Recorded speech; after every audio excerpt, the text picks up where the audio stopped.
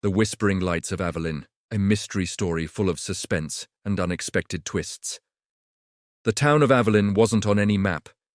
It existed somewhere between the sea and the mist, hidden behind hills where the fog rolled in like a living thing. To travelers, Avelin looked ordinary, a small, quiet town with narrow streets, old lamps, and a population that preferred silence over conversation. But to Detective Elias Marek, Avelin was more than quiet. It was hiding something. Elias arrived in Avelin on a rainy evening, his car headlights cutting through the fog as the local radio whispered static. He had been sent there after a series of disappearances, 5 people in less than a month. No trace, no clues, no ransom notes. Just vanished. At the entrance of town stood a crooked wooden sign that read, "Welcome to Avelin. Please, stay a while." Elias found it unsettling. The please looked like it had been scratched into the wood more recently than the rest. The first clue. The local police station was small, 2 desks, 1 sleepy officer, and a coffee machine that had given up years ago. Officer Tarin, a man in his 40s with tired eyes, greeted him. "Detective Marek, you came all the way from the capital for this?" Elias nodded, glancing at the wall map covered in red pins. 5 missing, all from different parts of town. You've got a pattern here somewhere. Tarin shrugged. "If there is, we can't see it. They all vanished at night. No signs of struggle, no forced entry. Some say they saw strange lights near the old factory, but that place has been closed for decades." "Strange lights?" Elias repeated. "Yeah. Blue, sometimes white, like electricity flickering in the fog." That caught Elias's attention. Reports of lights often turned out to be electrical issues, or something worse. A town that sleeps too quietly. That night, Elias checked into the Avelin Inn, an old building with wallpaper peeling at the corners. The innkeeper, Mrs. Kellen, handed him a brass key and whispered, "Stay inside after midnight. The lights don't like visitors." He thought she was joking. Around midnight, as the rain eased, he heard a faint humming sound outside, like a faraway generator. He went to the window.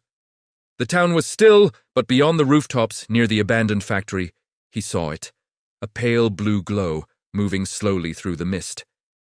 He grabbed his coat and stepped outside. The streets were empty, but the air felt charged, static brushing against his skin. The closer he walked toward the light, the quieter everything became. Even his own footsteps seemed swallowed by the fog. Then, just as he reached the factory gates, the lights vanished. The factory. The next morning, Elias returned in daylight. The Avelin glass factory stood like a skeleton, rusted frames, broken windows, vines climbing up the brick walls. Inside, the dust told stories of abandonment. He found old tools, shattered bottles, and footprints, fresh ones.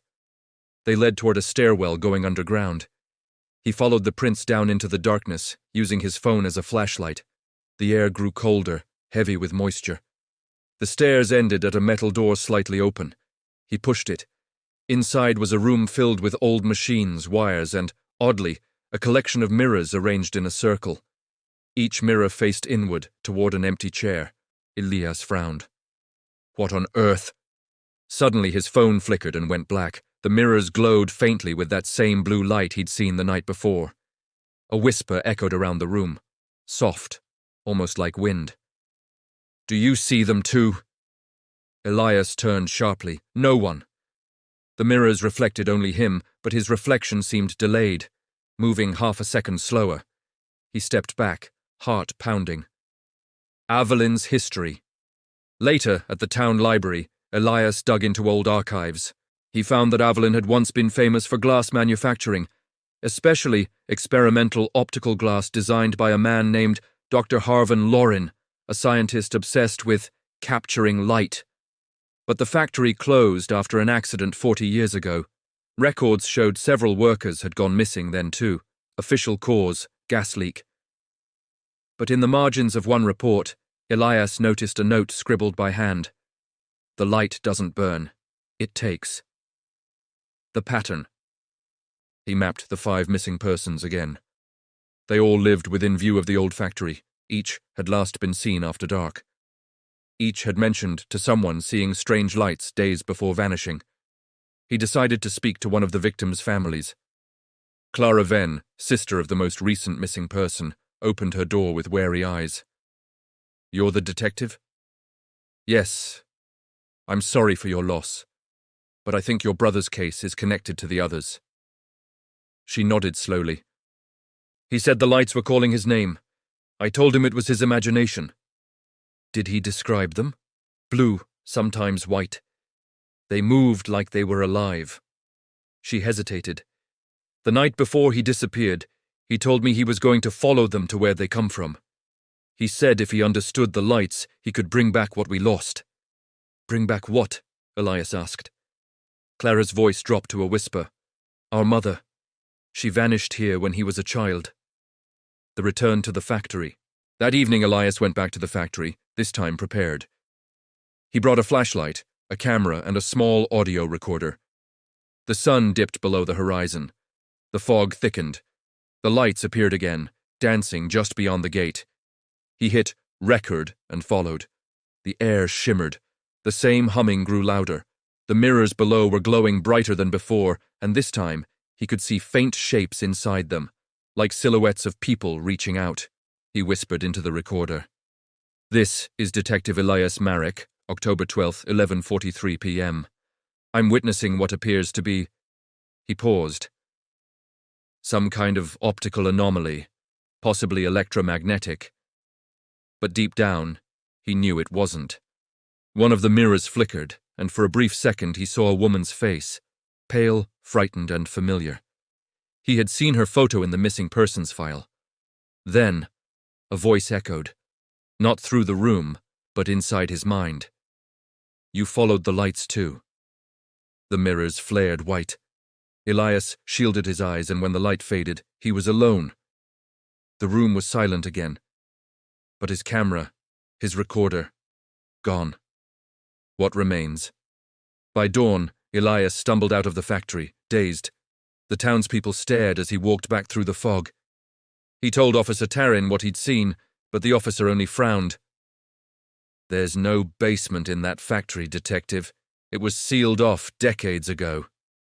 Elias stared at him. "No, I was there. There's a metal door, mirrors, everything." Tarin shook his head. "The only thing down there is dirt and old pipes. You must have been mistaken." But Elias knew he wasn't. He had the mud on his boots to prove it. That night, back in his inn-room, he noticed something strange. His reflection in the mirror blinked a moment late, the final note. Elias wrote his report before leaving Avelin. Avelin is not a normal town. There is a phenomenon involving blue-white lights that seem to induce hallucinations or possibly dimensional reflections. The locals are aware but fearful. Further investigation needed. He signed it and left it on the desk. As he packed his things, he glanced one last time at the mirror by the window. His reflection smiled back. Before he did, he froze. "Stay a while," it whispered. The lights outside flickered again, and the next morning, when Mrs. Kellen knocked on his door to deliver breakfast, the room was empty. The bed unmade, the report gone. Only the brass key remained, sitting on the desk beside a faint handprint, glowing softly blue.